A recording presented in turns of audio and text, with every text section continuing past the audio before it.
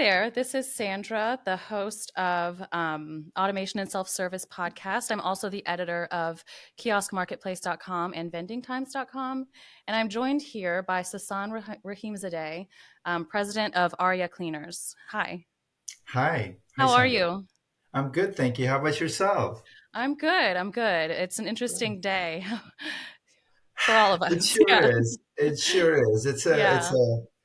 It's phone's been ringing off since late last night and all the way on up to now. And so, yeah, it's it's an interesting Yes. day It's for a good day to sure. be a journalist. It sure is. Right, right, right. Um, so I actually hadn't heard of Arya Cleaners prior to starting here, and I'm super curious to know like how you got your start, and kind of what the vision behind starting the self-service kiosk, the 24/7 um, resource was behind that. Sure, sure.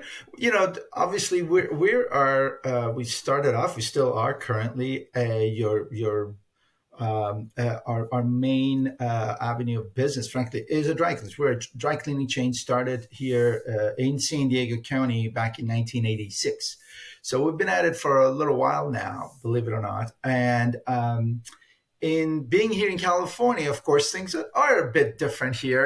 The climate, the business climate certainly is a bit different here.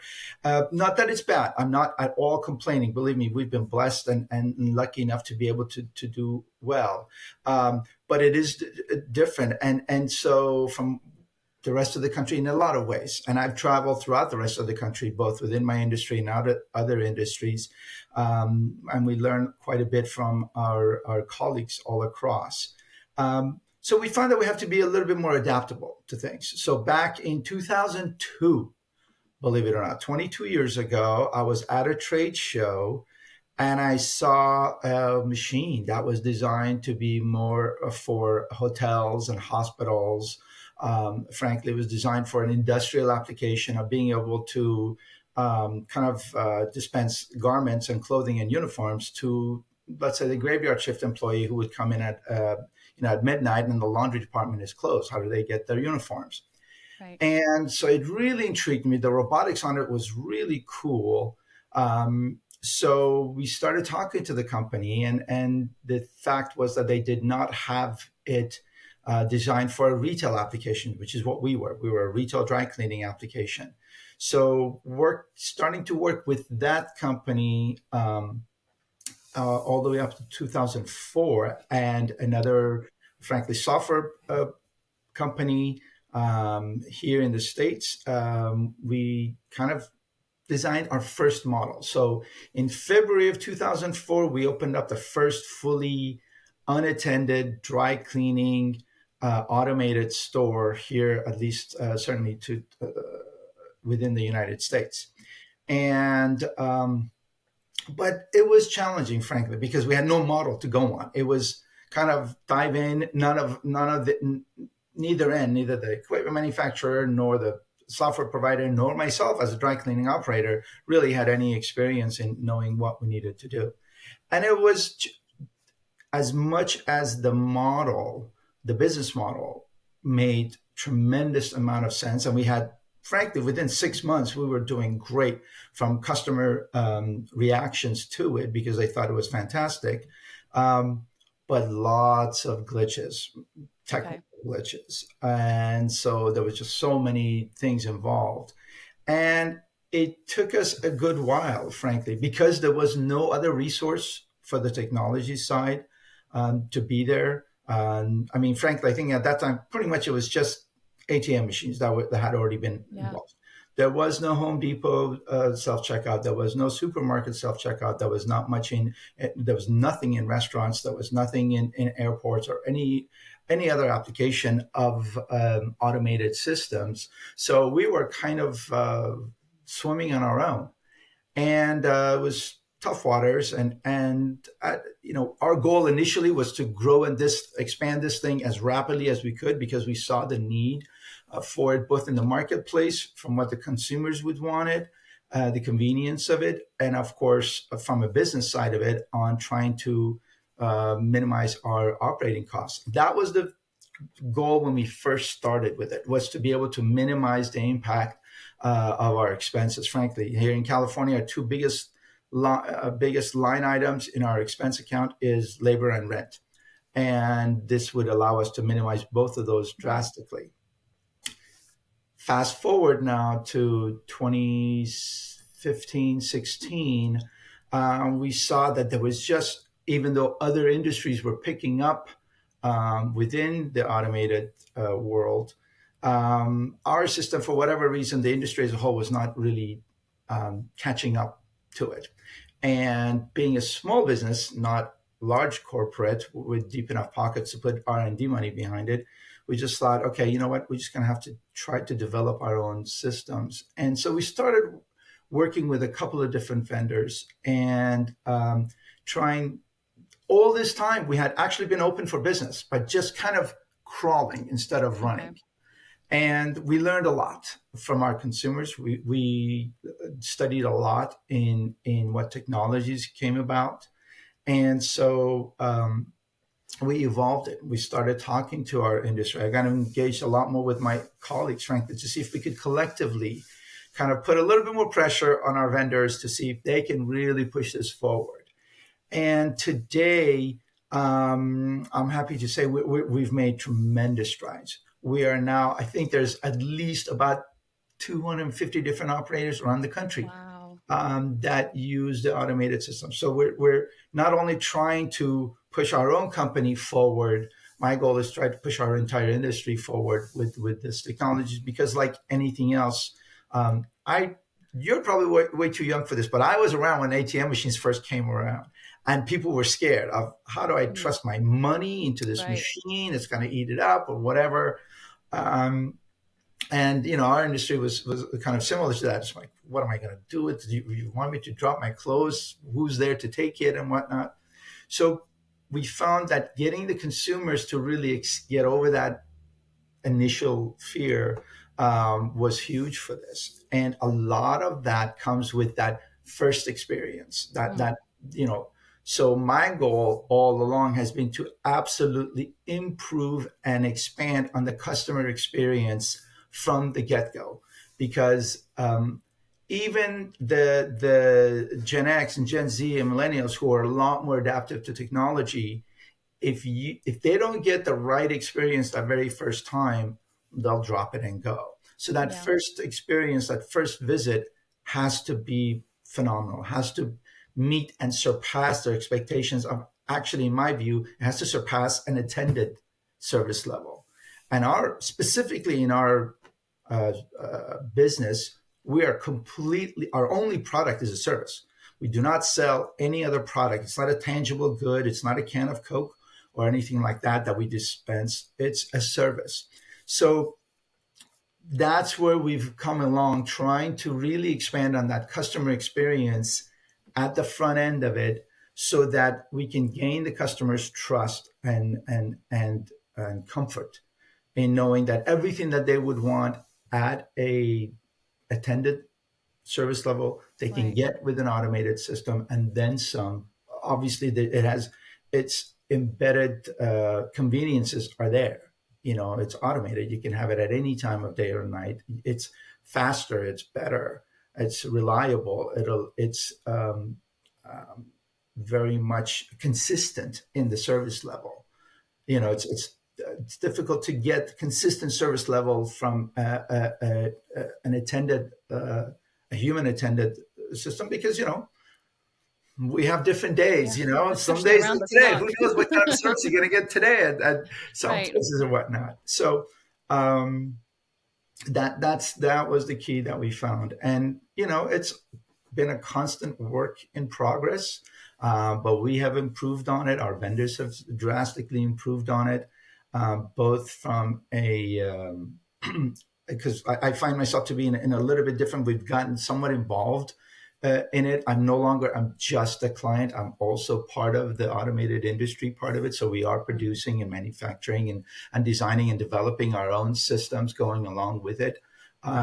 In a world where normally, at least in our industry for sure, there's not that many people in it. So it's been fun, and a lot of gray hairs, and nevertheless, and so we're enjoying it. Those are hard earned. Yeah, thank you. Um, yeah, it's interesting. It's something that a lot of folks haven't tried before, and sometimes your clothes, it's a very personal thing that you're kind of entrusting to this machine. So it's really It's interesting to see kind of the strategies that you all have implemented to make them feel a little bit more trusting. And I'm curious to know if you could tell me a little bit more about how you do interact with the customers with it being a completely unattended service. Sure, sure. And again, because it is a service, that personalization was key for us. So we certainly did have added, from the get go, we knew that it was important for us to be able to have voice prompts and greetings along the way instead of it just being a screen that the customer would interact with. So once you touch, once you start the transaction, there is the system will actually talk to you and walk you through it. It will greet you by name, and so on. Now, mind you, 20-year-old technology was substantially different than what it is today, but we really did it even back then. Wow. And the different levels. So if you do really need, one of the things that we're working on, not just adding, improving on currently, is to be able to add a live attendant. We have a live attendant button there right now. We're trying to expand on that, and instead of it being just somebody coming in, if you touch I need help button, it'll go to a slew of our attendants who can log in and help the customer right there in live speech.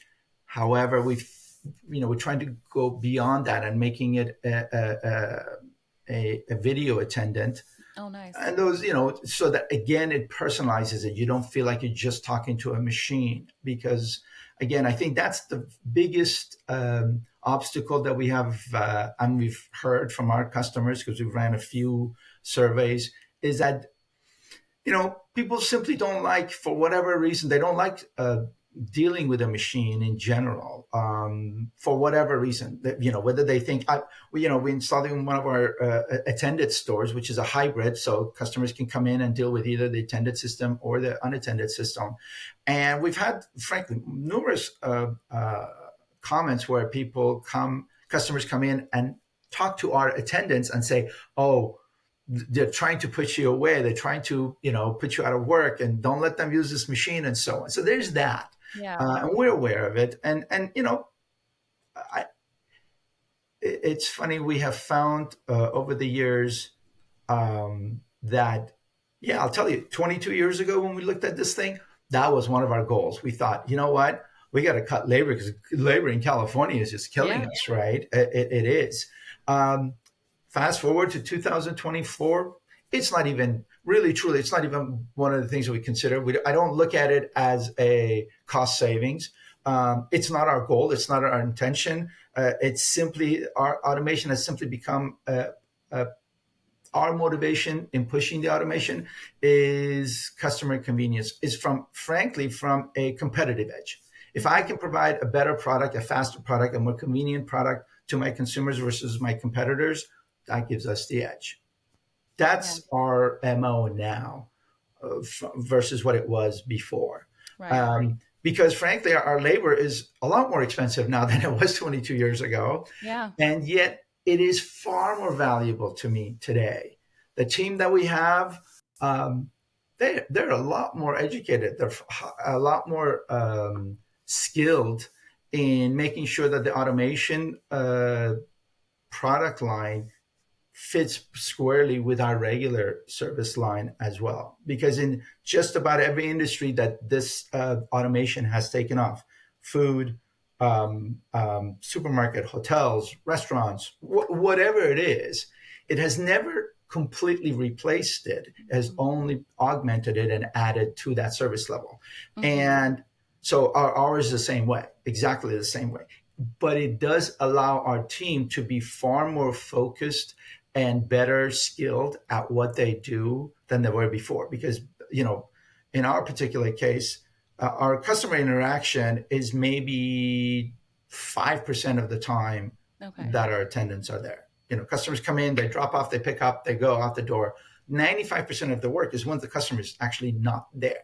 which is when we track the garments, getting them prepped for the inventory, service requests, and all of that, managing their order is 95% of what we do. 5% of what we do is spending time with the customers.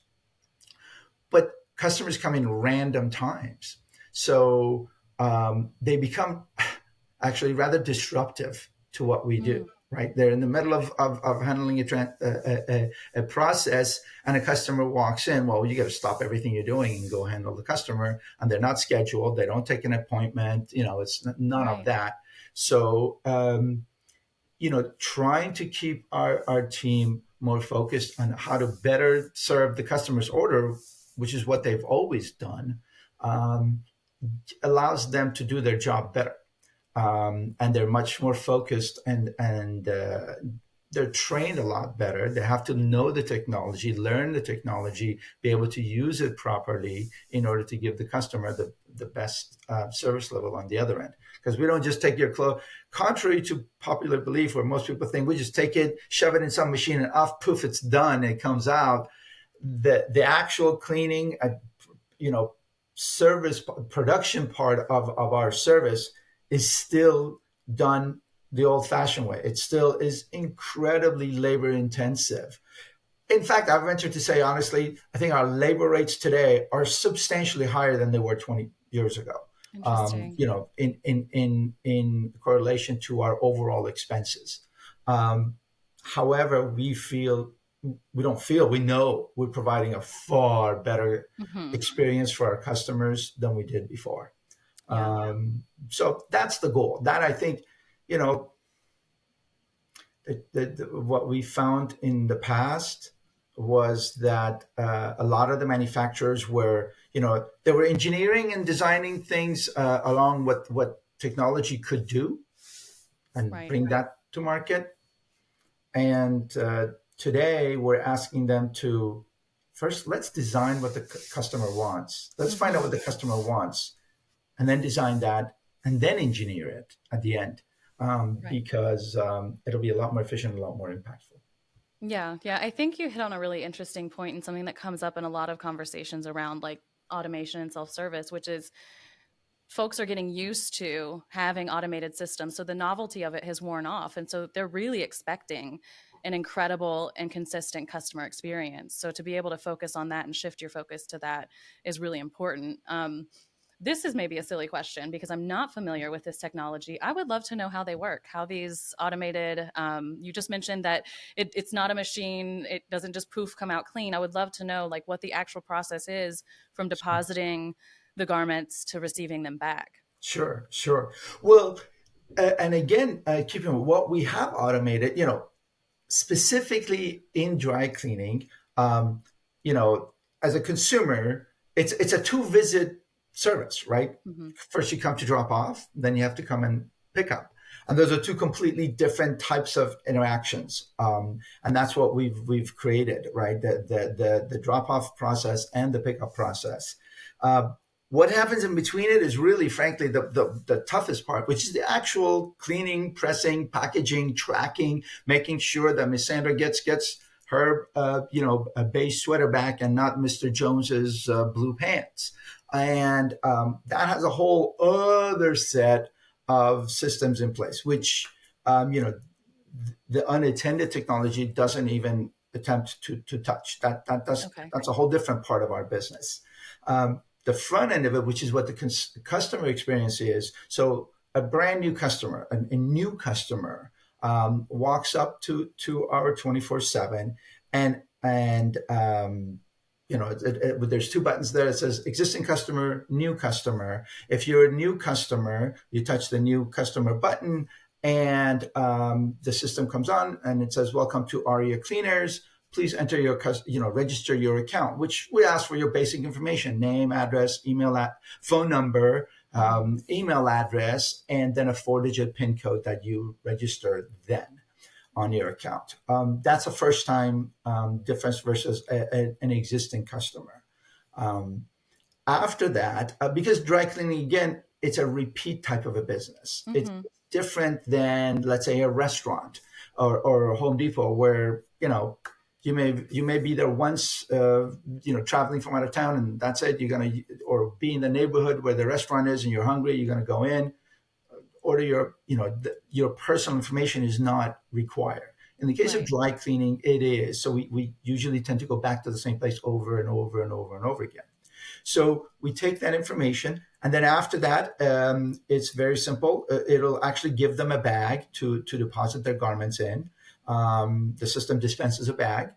It'll have a bag number or a barcode on it. They can scan the barcode. It will ask them all of that, again, through voice prompts. And they enter how many pieces they're dropping off. The same thing as you do it walking into your regular dry cleaners right now. They ask for your information. Same thing we do here. And what day do you want your garments to be ready for? If you have any special instructions, I have a ketchup stain on my left sleeve. There's a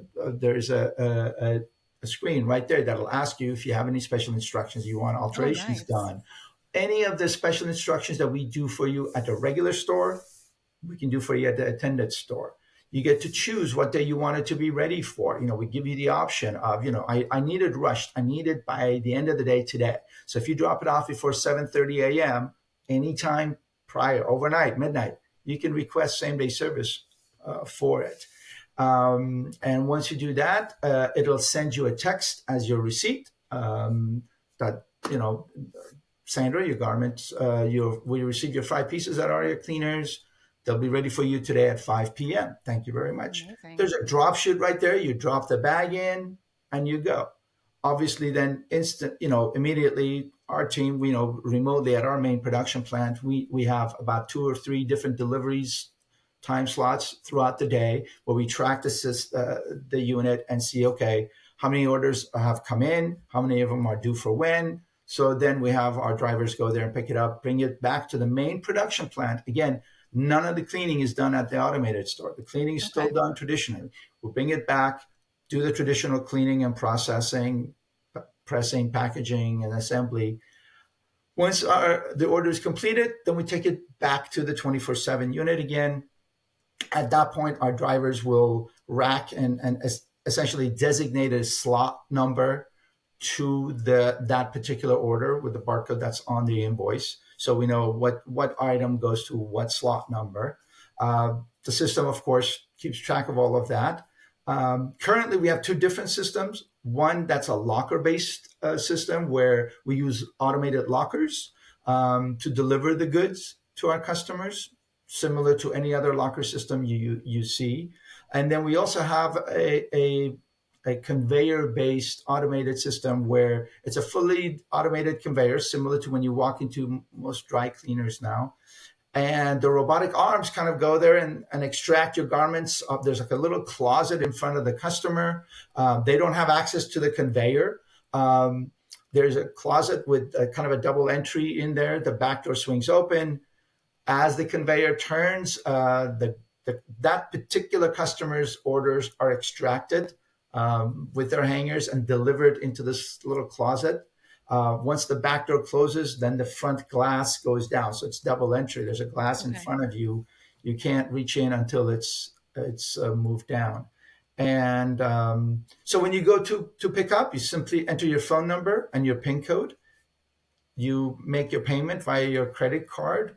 And once that approval code has been received, then we deliver your clothes to you. It's relatively simple, frankly, from a customer service, customer experience, because it's just like you walk in, you give us your name and phone number.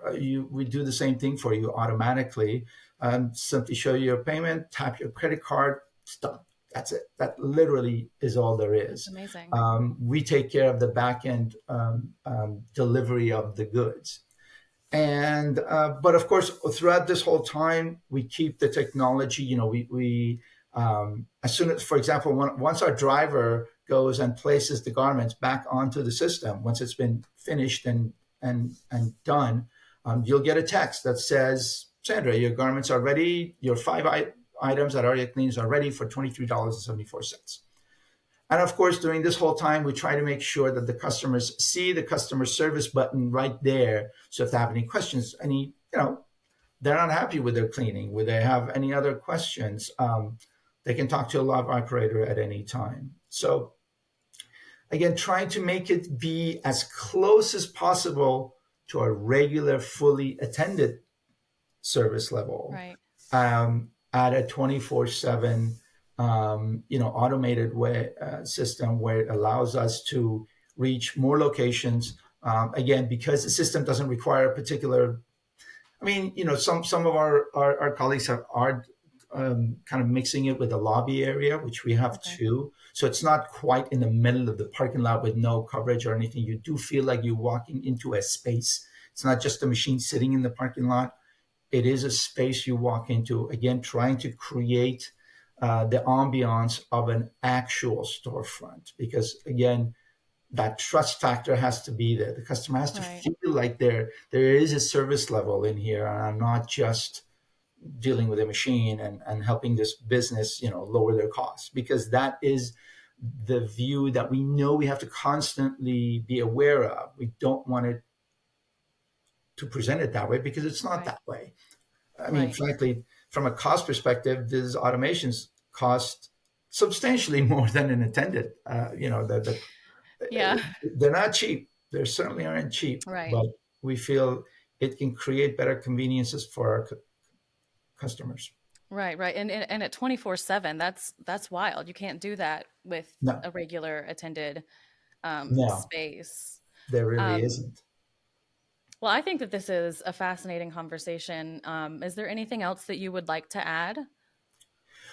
No, like I said, the one of the things that I want to make sure that folks understand that are in the industry of automation, in the automation industry at every uh, level, in any other consumer industry, um, I really want to make sure that as folks go through, not make sure, but I would suggest.